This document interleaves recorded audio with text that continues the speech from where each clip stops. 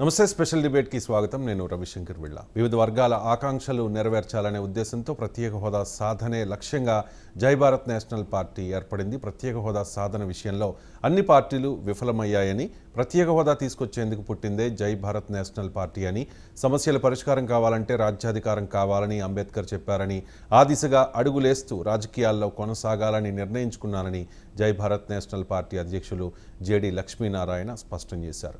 బోటకప్పు రాజకీయాలకు స్వస్తి పలకాలని పిలుపునిచ్చారు జేడీ. ప్రజల నైతిక బలమే తమ పార్టీ బలమని అంటూ ఉన్నారు జై భారత్ నేషనల్ పార్టీ నాయకులు. ఏపీలోని ఏ పార్టీకి సాధ్యం కాని ప్రత్యేక హోదా సాధన జై భారత్ నేషనల్ పార్టీకి సాధ్యమా? జై భారత్ నేషనల్ పార్టీ వచ్చే ఎన్నికల్లో ఎన్ని సీట్లలో పోటీ చేయబోతోంది? జేడీ ఎక్కడి నుంచి పోటీ చేయబోతూ ఉన్నారు? అలాగే ఒక పీపుల్స్ మేనిఫెస్టోను కూడా జేడీ లక్ష్మీనారాయణ రిలీజ్ చేశారు. ఆ మేనిఫెస్టో గురించి కూడా డీటెయిల్డ్గా మనం మాట్లాడదాం. జై భారత్ నేషనల్ పార్టీ అధికార ప్రతినిధి అనగాని రాంప్రసాద్ గారు మనతో ఉన్నారు. రాంప్రసాద్ గారు, అనగాని రాంప్రసాద్ గారు మనతో జాయిన్ అయ్యారు. అనగాని రాంప్రసాద్ గారు రీసెంట్గా జేడీ లక్ష్మీనారాయణ గారి సమక్షంలో జై భారత్ నేషనల్ పార్టీలో జాయిన్ అయ్యారు. అనగాని రాంప్రసాద్ సోషల్ యాక్టివిస్ట్. ఆయన రైతుల తరపున పోరాటం చేశారు, రైతు హక్కుల కోసం కూడా పోరాటం చేశారు. జనసేన అధినేత పవన్ కళ్యాణ్కే రైతుల సమస్యల మీద ఏదో చెప్పే ప్రయత్నం ఒకనొక సందర్భంలో చేసిన వ్యక్తి. సో రీసెంట్గా ఆయన జేడీ లక్ష్మీనారాయణ గారి సమక్షంలో జై భారత్ నేషనల్ పార్టీలో జాయిన్ అయ్యారు. దానికి సంబంధించిన విజువల్స్ మన దగ్గర ఉన్నాయి, ఒకసారి ప్లే చేయండి. జేడీ లక్ష్మీనారాయణ గారి సమక్షంలో ఆయన పార్టీలో జాయిన్ అయిన ఫోటో మనం చూస్తూ ఉన్నాం. సో ఫస్ట్ రాంప్రసాద్ గారు, అసలు జై భారత్ నేషనల్ పార్టీలో జాయిన్ అవ్వాలని మీకు ఎందుకు అనిపించింది? ఏం నచ్చాయి మీకు ఆ పార్టీలో, ఆ పార్టీ విధానాలు, సిద్ధాంతాలు? ఇప్పటి వరకు గత దశాబ్దాలుగా చూస్తుంటే ప్రజలు మోసపోతున్నారు తప్పించి ప్రజలు గెలిచిన దాఖలాలు ఎక్కడ కనిపించట్లేదు. వ్యవస్థాగృతమైనటువంటి అంశాల మీద, అంటే ఇన్ఫ్రాస్ట్రక్చర్ మీద పెట్టుబడి పెట్టాల్సిన అమౌంట్ పెట్టుబడి పెట్టకోకుండా ఆ అమౌంట్ని డైవర్ట్ చేసి రాష్ట్రాభివృద్ధిని పక్కన పెట్టి పార్టీ ప్రయోజనాల కోసం, ఓటు బ్యాంకింగ్ కోసం ప్రజల అకౌంట్లో డబ్బులు వేసి మేము ఇది చేసాం మీరు మాకు ఓటేయండి అనే దౌర్భాగ్య స్థితికి దిగజారిపోయినాయి. కాబట్టి రాజకీయ వ్యవస్థలు ఇప్పుడు దానికి అనుగుణంగా ప్రజలు గెలిచే విధంగానే జేడీ లక్ష్మీనారాయణ గారు పార్టీ పెట్టడం జరిగింది. రైట్, అదే ఎందుకు జాయిన్ అయ్యారు? మీకు మీకు ఏం నచ్చాయి ఆ పార్టీలో సిద్ధాంతాలు? ఇది ప్రజల నుంచి పుట్టిన పార్టీ. ఇది ప్రతి ఒక్క అంశాన్ని కూడా ప్రజల నుంచే తిరిగి, అంటే ప్రజలు కోరుకుంటున్నారా కొత్త పార్టీ? వాక్యూమ్ ఉందా ఆంధ్రప్రదేశ్? 100% ఉంది వాక్యూమ్. ఇప్పుడు వరకు మోసపోతూనే ఉన్నారు ప్రతి పార్టీ కూడా. ప్రజలు మోసపోతున్నామని ప్రజలకు తెలుసు, కానీ జై భారత్ పార్టీని ఎంతవరకు ఆదరించే అవకాశం ఉంది? అందుకే కదా మేము మోటివేట్ చేయడానికి వచ్చాం, ప్రజల్ని గెలిపించడానికే వచ్చాం మేము. అది మేము పార్టీ గెలవడం ముఖ్యం కాదు, మాకు ప్రజలను గెలిపించడం కోసమే జై భారత్ నేషనల్ పార్టీ ఉంది. రైట్, ఇక్కడ ముఖ్యంగా ప్రత్యేక హోదా అంశాన్ని జై భారత్ నేషనల్ పార్టీ తెర మీదకి తీసుకొస్తోంది. ఆంధ్రప్రదేశ్లోని ప్రతి పార్టీ కూడా, వైసీపీ కానీ, టీడీపీ కానీ, భారతీయ జనతా పార్టీకి మిత్రపక్షంగా మొదటి నుంచి ఉన్న జనసేన కానీ, ఈ మూడు పార్టీలు ప్రత్యేక హోదా విషయంలో కనీసం అడగనంటే అడగల. 2019 ఎన్నికలకు ముందు కొంతమంది ధర్మ పోరాట దీక్షలు చేశారు, కొంతమంది అవిశ్వాస తీర్మానాలు పెట్టారు. అంతకుముందు మరొక నాయకుడు 2 పాచిపోయిన లడ్లు అన్నాడు. కానీ ఇప్పుడైతే ఎవరు అడగలేని పరిస్థితి. ఈ పరిస్థితి ఎందుకు వచ్చింది అనేది ఒక ప్రశ్న అయితే, ఎవరికీ సాధ్యం కాంది, అంత బలమైన పార్టీలకు సాధ్యం కాంది, జై భారత్ నేషనల్ పార్టీకి ఎలా సాధ్యం ప్రత్యేక హోదా సాధన? ప్రత్యేక హోదా అనేది ఆంధ్రప్రదేశ్ హక్కు. దీన్ని చంద్రబాబు నాయుడు గారు ఆ రోజున మాకు ప్రత్యేక ప్యాకేజీ కావాలని చెప్పేసి ఆయన ఇచ్చేయటం, పవన్ కళ్యాణ్ గారు పాచిపోయిన లడ్డూలన్నీ అభివర్ణించడం, అదన్నీ పక్కన పెట్టిన తర్వాత జగన్మోహన్ రెడ్డి గారు నాకు 25 ఎంపీలోనే మెడలోంచి తీసుకొస్తానని చెప్పి వీళ్ళు ఎవరూ కూడా ఏది మాట్లాడుకోకుండా ఆంధ్ర రాష్ట్రాన్ని తాకట్టు పెట్టేసి ఈ రోజున మళ్ళీ అదే వాటితోనే పొత్తు పెట్టుకున్న దౌర్భాగ్య స్థితిలో మన ఆంధ్ర రాష్ట్రం ఉంది. మరి అదే నరేంద్ర మోడీ గారు చంద్రబాబు నాయుడు గారు అన్నారు, పోలవరం విషయంలో చంద్రబాబు నాయుడికి ఏటీఎం అని చెప్పేసి అన్నారు. ఇప్పుడు ఆ ఏటీఎమే ఇప్పుడు మోడీ గారికి పేటీఎంగా కన్వర్ట్ అయ్యి మరి వీళ్ళందరూ పొత్తు పెట్టుకొని మళ్ళీ పొత్తు పెట్టుకున్నారా? ఏం సాధించారని చెప్పేసి వీళ్ళు ఇప్పుడు ఈ రకంగా పొత్తు పెట్టుకున్నారు. ఏం సాధించారు? ఇప్పుడు వైసీపీ కానీ, టీడీపీ కానీ, జనసేన కానీ, చంద్రబాబు నాయుడు గారు అనేక సార్లు చెప్పారు మరి ఇది ప్రత్యేక హోదా అడిగితే మేము కేసులు వేస్తాం అని చెప్పేసి. మరి అలాంటి నరేంద్ర మోడీని అనేక సార్లు వ్యక్తిగతంగా కూడా దూషించారు. అదేంటే ఆయన భార్య లేదన్నారు, అది లేదన్నారు, ఇది లేదన్నారు. మరి ఈయన భార్య ఉంది, పిల్లలు ఉన్నారా, మరి ఈయన సాధించగలిగారు? ఆయన రాష్ట్ర హక్కును సాధించడానికి ఫ్యామిలీ విషయాలకు సంబంధం ఏముంది? కానీ ఏమంటున్నారంటే ఆంధ్రప్రదేశ్ భవిష్యత్ కోసం, ఆంధ్రప్రదేశ్ ప్రజల భవిష్యత్ కోసం, ప్రజల కోసం మేము పొత్తు పెట్టుకున్నాము, మా అవసరాలు కాదు, మేము త్యాగాలు కూడా చేయడానికి సిద్ధపడ్డామని చెప్తూ ఉన్నారు చంద్రబాబు నాయుడు కానీ పవన్ కళ్యాణ్ కానీ. వాళ్ళు సీట్ల విషయంలో త్యాగంకి సిద్ధపడ్డారు తప్పించి నిజంగా ఆంధ్ర రాష్ట్ర భవిష్యత్తు కోసం అయితే ప్రత్యేక హోదా ముఖ్యం. ప్రత్యేక హోదా సాధించడానికి కలిసి నడవడానికి జేడీ లక్ష్మీనారాయణ గారు సిద్ధంగా ఉన్నారు జయభారత్ నేషనల్ పార్టీ తరపు నుంచి. పార్టీ ప్రయోజనాలు పక్కన పెట్టి రాష్ట్ర ప్రయోజనాల కోసం అందరు కలిసి రావడానికి మిగిలిన పార్టీలు సిద్ధంగా ఉంటాయని అనుకుంటున్నారా మీరు? కలిసి వస్తే సాధించలేనిది లేదు. మన అందరం అన్ని పార్టీలను కలిసి రాష్ట్ర ప్రయోజనాల కోసం పార్టీ ప్రయోజనాలను పక్కన పెట్టి ఎలక్షన్ లోపలే సాధిద్దాం అంటున్నారు జేడీ లక్ష్మీ గారు పిలిపిస్తున్నారు. అన్ని పార్టీలతో కలిపి పేరు మీరే వేసుకోండి, జేడీ లక్ష్మీ గారు కూడా అక్కర్లేదు, రైట్ అండి, క్రెడిట్ మీరే తీసుకోండి. It's highly impossible I think. ఎందుకంటే ఒకవైపు తెలుగుదేశం పార్టీ, జనసేన పార్టీ పొత్తు కోసం, భారతీయ జనతా పార్టీతో పొత్తు కోసం వాళ్ళు శివరాత్రి రోజు కూడా ఈ రకంగా జాగరణ చేశారు. అండ్ వైఎస్ఆర్ కాంగ్రెస్ పార్టీ మొదటి నుంచి కూడా 2019కి ముందు మేము మెడలు వంచి తెస్తామని ప్రజా సంకల్ప యాత్రలో చెప్పిన జగన్మోహన్ రెడ్డి గారు ఆ తర్వాత అధికారంలోకి వచ్చిన తర్వాత మీరు 25 ఇమ్మంటే 22 ఇచ్చారు కదా అని చెప్పి అసలు అడగడం లేదు కనీసం. ఇప్పుడు కాదు, ఇటువంటి పరిస్థితుల్లో భారతీయ జనతా పార్టీకి ఇక్కడ ఉన్న 3 పార్టీలు భయపడుతున్న పరిస్థితుల్లో ఏ రకంగా మీరు ఇచ్చిన ప్రత్యేక హోదా నినాదాన్ని ఎత్తుకుని మేము సపోర్ట్ చేస్తామని ముందుకు వస్తారనుకుంటున్నాం? మేము అధికారంలో అడగందా అమ్మాయినా పెట్టదు, మేము అధికారంలోకి వస్తే గ్యారంటీగా దాన్ని అన్ని రకాలుగా నిలదీసి చేస్తాం. అందుకని వీళ్ళు మెడలు ఉంచాల్సిన అవసరం లేదు, కలిసి నడుద్దాం అంటున్నాం. మనం కలిసి నడుద్దాం రండి. మీరు before elections after elections? Before ఎలక్షనే కలిసి నడుద్దాం, ప్రత్యేక హోదా సాధిద్దాం అని చెప్పేసి అడుగుతున్నాం. మరి దీనికి ఏ పార్టీ ముందు రావట్లేదు? మీరు ఆంధ్రప్రదేశ్ రాష్ట్ర ప్రయోజనాలు మా ముఖ్యమని ఏ రకంగా చెప్పగలుగుతున్నారు వీళ్ళందరూ కూడా? రైట్. అండ్ ఇంకొకటి, ఈ పొత్తుల మీద కూడా జేడీ లక్ష్మీనారాయణ గారు రీసెంట్గా రెస్పాండ్ అయ్యారు. భారతీయ జనతా పార్టీ ఆంధ్రప్రదేశ్కి ఏం చేసిందని, ఏం న్యాయం చేసిందని మీరు పొత్తు పెట్టుకున్నారు, పొత్తు కోసం వెంపర్లాడారు, పొత్తు పెట్టుకున్నారు, ఈ పొత్తులు అనైతికం అని చెప్పేసి. సో పొత్తులు పెట్టుకోవడం అనేది రాజకీయాల్లో తప్పు కాకపోవచ్చు, బహుశా పొత్తులు పెట్టుకున్న తీరు, పొత్తులు పెట్టుకునే ప్రయత్నంలో వీళ్ళు చేసిన ఈ వ్యవహారం ఇదంతా కూడా చాలామంది ప్రజలు కూడా నిశ్చితంగా గమనిస్తూ ఉన్నారు. సో పొత్తుల మీద ఎందుకు అలా రియాక్ట్ అవ్వాల్సి వచ్చింది జేడీ లక్ష్మీనారాయణ గారు? పోలవరం ప్రాజెక్టు జాతీయ ప్రాజెక్టు, అది కట్టి ఇవ్వాల్సిన బాధ్యత కేంద్ర ప్రభుత్వంది. దాన్ని చంద్రబాబు నాయుడు గారు మేమే కట్టుకుంటామని చెప్పి దాన్ని చేసి దానికి కావాల్సిన ఫండ్స్ కూడా ఎంతో కేంద్ర ప్రభుత్వం సరిగా ఇవ్వట్లేదు. పోలవరం ప్రాజెక్టు ఆగిపోయింది. మరి అట్లాగే ప్రత్యేక హోదా ఇస్తామని చెప్పేసి 5 కాదు 15 సంవత్సరాలు ఇస్తామని చెప్పేసి 10 ఏళ్ళు ఇస్తామని చెప్పేసి మన బీజేపీ పార్టీ మన అక్కడ తిరుపతిలో ప్రచారం చేసింది. మరి ప్రచారం చేసేది అదేమంటే మేము రాముడిని అని చెప్పి, రాముడు ఎప్పుడు కూడా మాట తప్పలేదు, కానీ నరేంద్ర మోడీ గారు అనేకసార్లు మాట తప్పారు. అలాంటి నరేంద్ర మోడీ గారిని ఈ రోజున ఈ చంద్రబాబు నాయుడు గారు, పవన్ కళ్యాణ్ గారి రాష్ట్ర భవిష్యత్తును తాకట్టు పెట్టి పొత్తు పెట్టుకుంటారంటే అసలు ఎవరు వాటా ఎంత? రాష్ట్రాన్ని ఈ రకంగా రోడ్డుకి ఇచ్చినటువంటి దౌర్భాగ్య స్థితి తీసుకొచ్చినటువంటి వీళ్ళు ఎవరు వాటాలు ఎంత తీసుకున్నారు? ఆ రోజున మరి ఏటీఎం కార్డు అది అని చెప్పి నరేంద్ర మోడీ గారు సంబోధించినటువంటి అదే నరేంద్ర మోడీ గారిని ఈ రోజున పొత్తు పెట్టుకున్నారంటే ఈ ఏటీఎంలో అమౌంట్ పేటీఎం ద్వారా ఏమైనా చేశారా వీళ్ళు, చంద్రబాబు నాయుడు గారు కానీ వీళ్ళకి కానీ? ఎందుకు రాష్ట్ర ప్రయోజనాల కోసం మాట్లాడట్లేదు వీళ్ళు ఎవరో కూడా? రైట్. ఇప్పుడు మీరు రాష్ట్ర ప్రయోజనాల కోసం మాట్లాడుతూ ఉన్నారు. ఫర్ ఎగ్జాంపుల్ ఇక్కడ ప్రత్యేక హోదా అంశం అవ్వచ్చు, స్టీల్ ప్లాంట్ అంశంలో జేడీ లక్ష్మీనారాయణ గారు చేసిన ఫైట్ మనమంతా చూసాం. చాలా అగ్రెసివ్గా ఆయన ఫైట్ చేశారు స్టీల్ ప్లాంట్ పరిరక్షణ కోసం. సో ఇవన్నీ ప్రజల సెంటిమెంట్, అంటే ఇప్పటికీ కూడా వాళ్ళు సెంటిమెంట్గా ఫీల్ అవుతూ ఉన్నారా? అంటే హోదా అంశం కానీ, స్టీల్ ప్లాంట్ అంశం కానీ, స్టీల్ ప్లాంట్ అనేది బహుశా ఆ ప్రాంతానికే పరిమితమైన అంశం కావచ్చు, అక్కడ ఎఫెక్ట్ చూపించవచ్చు. ఈ ప్రత్యేక హోదా అంశం ఆంధ్రప్రదేశ్ మొత్తం అంతా కూడా ఇప్పుడు ప్రత్యేక హోదా మనకి రాలేదు అని చెప్పి ప్రజలు రగిలిపోయి జేడీ లక్ష్మీనారాయణ గారు పార్టీ పెట్టారు కాబట్టి ఖచ్చితంగా ఆయన ఆదరించాలి అని చెప్పి మీ వైపు చూసే పరిస్థితి ఉంటుందా? Be practical. ప్రజల్ని ఇట్లా ఏమర్చారు వీళ్ళు, ఈ పార్టీలందరూ కూడా. ఎంతసేపు వీళ్ళు రాజకీయ ప్రయోజనాలు, ఓటు బ్యాంక్ రాజకీయాలు చేయటం వల్ల ప్రత్యేక హోదా కావచ్చు, విశాఖ ఉక్కు కావచ్చు, పోలవరం ప్రాజెక్టు కావచ్చు, ఇవన్నీ మరుగున పడిపోయినాయి. వాటిని ఇవి మన హక్కు అని చెప్పేసి మళ్ళీ పిలిపిస్తున్నారు జేడీ లక్ష్మీనారాయణ గారు. ఈయన ప్రజల నుంచి వచ్చి ఏమేమి కోల్పోతున్నారు ఆంధ్ర రాష్ట్రం అని చెప్పి గత 7 సంవత్సరాలుగా అనేక అంశాల మీద ఈయన పర్యవేక్షణ చేసి ఇప్పుడు ప్రజల ముందుకు వచ్చారు. ప్రత్యామ్నాయం ఉంది కాబట్టి వచ్చారు. ఈ మనం లేదు ఈ ఎజెండా మొత్తం వీళ్ళని క్లియర్ చేయమనంటే ఈయన ఇది చేయాల్సిన అవసరం లేదు. ఈయన ఏదైతే ఎజెండా పెట్టినారో మేము రాష్ట్ర ప్రయోజనాల కోసం అంటున్నారు కదా, వాళ్ళని ముందు నడవమనంటే ఈయన వెనకమని నడుస్తారు. రైట్. దేనికని సిద్ధమేమా? ఇది జేడీ గారికే క్రెడిట్ రావాలని లేదు, ఆంధ్ర రాష్ట్రం బాగుండాలనేదే జేడీ గారి లక్ష్యం. ఎస్ అండి, రాష్ట్ర ప్రయోజనాల కోసం అని చెప్తూ ఉన్నారు. ఇప్పటి వరకు మేనిఫెస్టో మీద ఏ పార్టీ కూడా క్లారిటీ లేదు. కానీ జేడీ లక్ష్మీనారాయణ గారు నాకు తెలిసి నెల అయిందనుకుంటా కదా మేనిఫెస్టో రిలీజ్ చేసి, చాలా అద్భుతమైన మేనిఫెస్టో ఇది.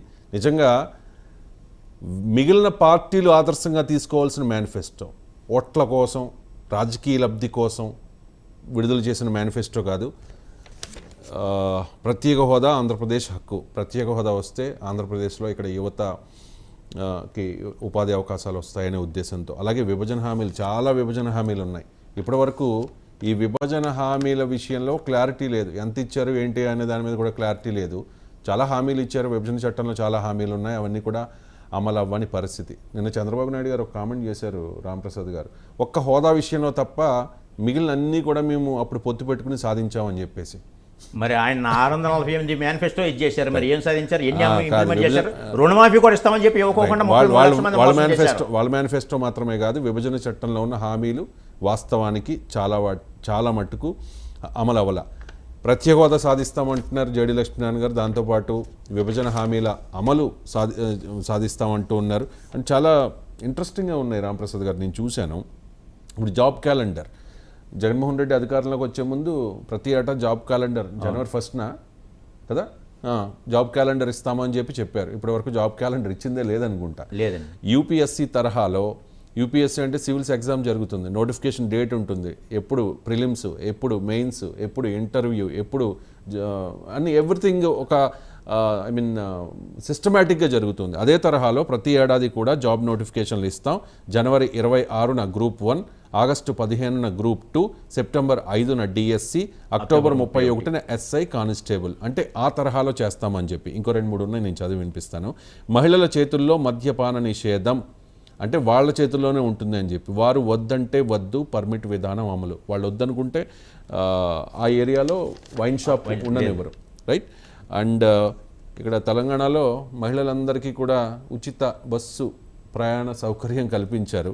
దాని మీద చాలామంది మహిళలే అభ్యంతరం వ్యక్తం చేస్తూ ఉన్నారు. మేము తీసుకోగలం టికెట్, మమ్మల్ని చిన్నచూపు చూస్తూ ఉన్నారు చాలామంది, చాలా గిల్టీగా ఫీల్ అవుతూ ఉన్నాం, అందరికీ కాదు కదా, అవసరమైన వాళ్ళకి ఇవ్వాలి అని చెప్పేసి.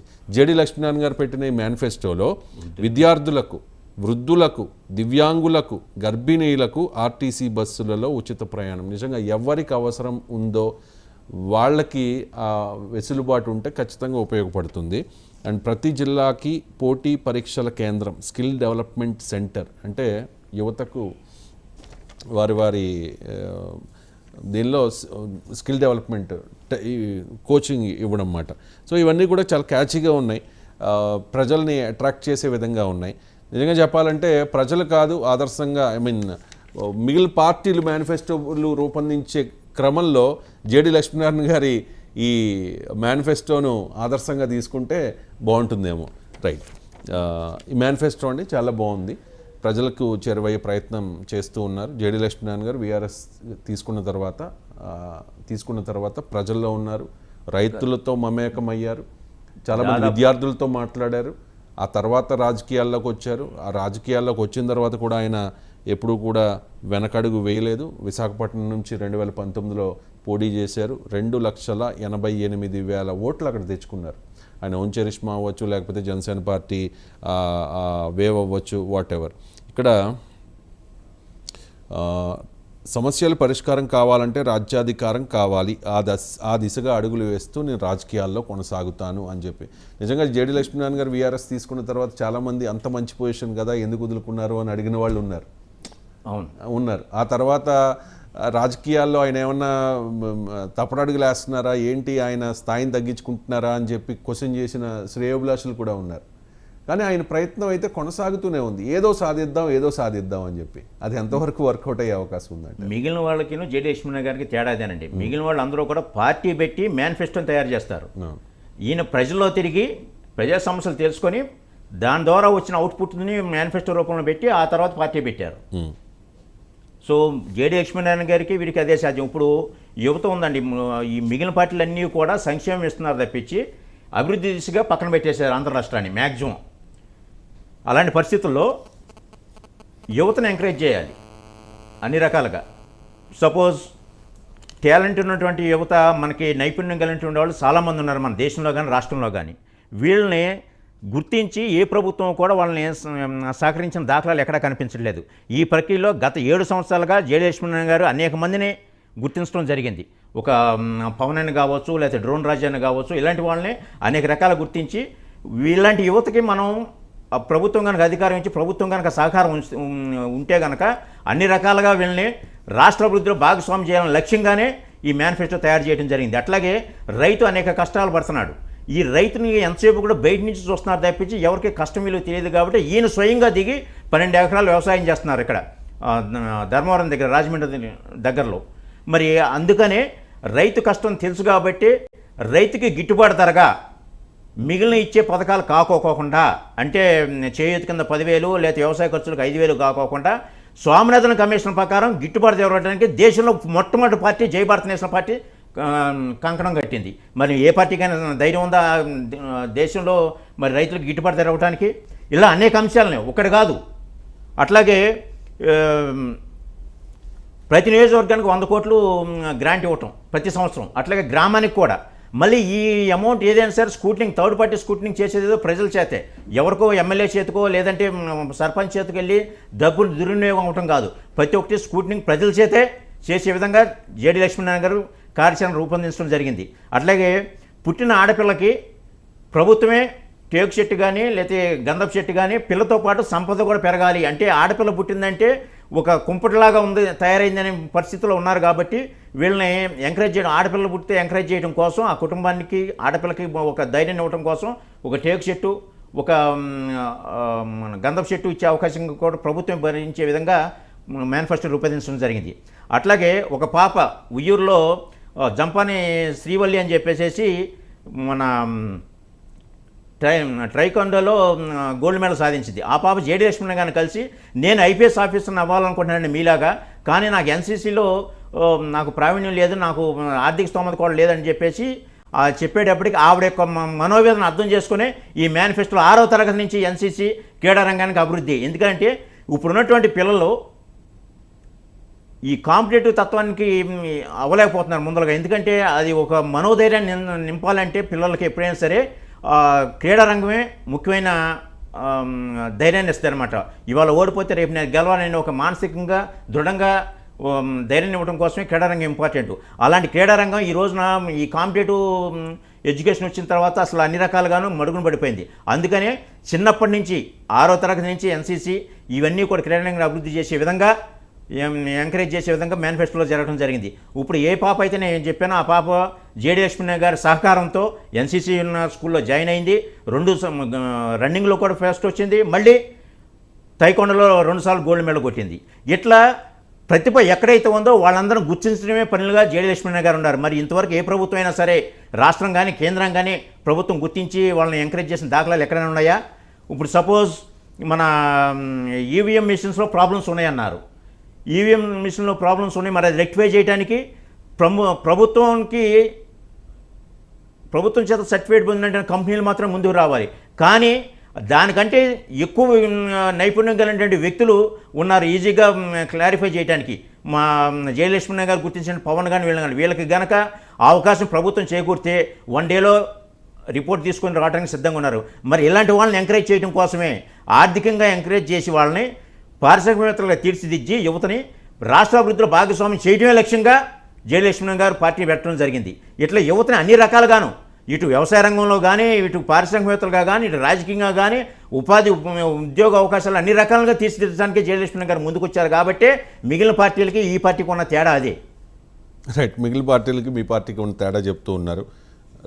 ఎన్నికలు అన్నాక పొత్తులు, రాజకీయాలు అన్నాక పొత్తులు సహజం. నా ప్రశ్న ఏంటంటే, జై భారత్ నేషనల్ పార్టీ ఏదైనా వేరే పార్టీతో పొత్తు పెట్టుకోబోతోందా? మా పార్టీ ప్రజలతోనే పొత్తు తప్పించి మిగిలిన పార్టీలాగా మిగిలిన రాష్ట్ర ప్రయోజనాల కోసం మా యొక్క అంశాలని చేసే విధంగానే తప్పించి ఇప్పటి వరకు పొత్తుల అంశం అయితే అక్కడ లేదు. ఒకవేళ మాలాగా సహకరించడానికి వచ్చేవాళ్ళు ఎవరైనా ఉంటే అప్పుడు కమిటీ ఆలోచిస్తుంది. రైట్, వచ్చేవాళ్ళు ఏ పార్టీలో ఉన్నారు? ఏ పార్టీ? ఇప్పుడు ఇప్పుడున్న పార్టీలో లేవు. వైసీపీ కానీ, టీడీపీ కానీ, జనసేన కానీ వీళ్ళు ఎవరు సిద్ధంగా లేరు మా పార్టీ ఆశలను గౌరవించడానికి. ఈ మేనిఫెస్టోను వాళ్ళని ఎగ్జిక్యూట్ చేయమని చెప్పండి.